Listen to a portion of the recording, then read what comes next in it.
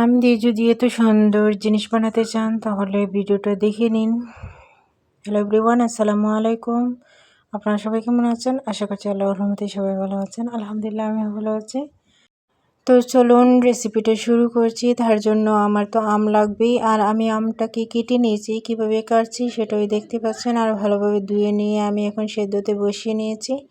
তো এখানে আমি একটা জিনিস ভুল করেছি, যেটা হচ্ছে কি আমি বেশ অনেকগুলো আম নিয়েছি একসাথে।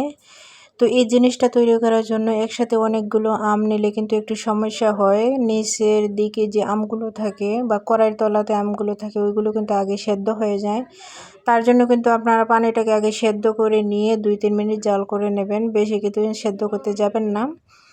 আমার সমস্যা হয়েছিল কি, পানিটা গরম হয়ে গেছিল নিচ দিয়ে, আর ওপরেরগুলো সেদ্ধ হয়নি, নিচেরগুলো কিন্তু আগে সেদ্ধ হয়ে গেছিলো।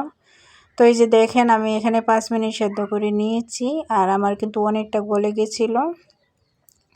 তো আপনারা কিন্তু গলানো যাবে না, আস্তে আস্তে রাখতে হবে। তো আমার আস্তে কিন্তু আছিল, নিচের দিকে যেগুলো ছিল ওইগুলো কিন্তু গলে গেছিলো।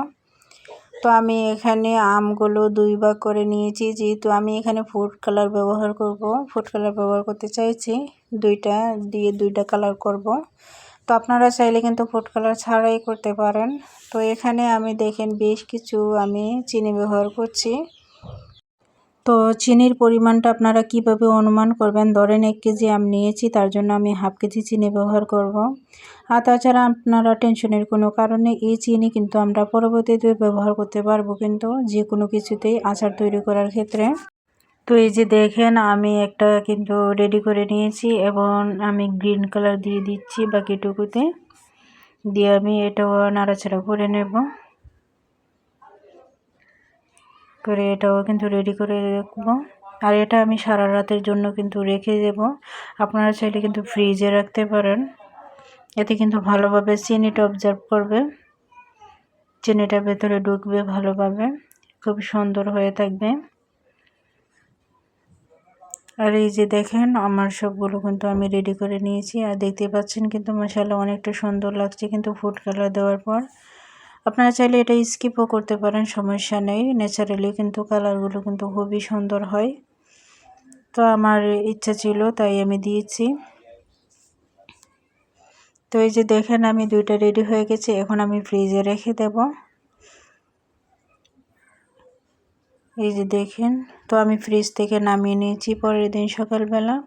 এখন আমি রোদে শুকাতে দেব, তার জন্য একটা থালি নিয়েছি, আর এটার মধ্যে একটু সরিষা তেল ব্রাশ করে নিয়েছি, হাত দিয়ে আমি মাখিয়ে নিয়েছি যাতে ওঠাতে সুবিধা হয়। তো আমি দেখেন একটা একটা করে কিন্তু এই চিনি সেরা থেকে ছেঁকে নেব। আর কতটা পরিমাণ পানি হয়েছে দেখতেই পাচ্ছেন। এই পানিটা কিন্তু আমরা পরবর্তীতে ব্যবহার করতে পারবো যে কোনো জিনিসে। তো আমাদের কিন্তু অপচয় হচ্ছে না।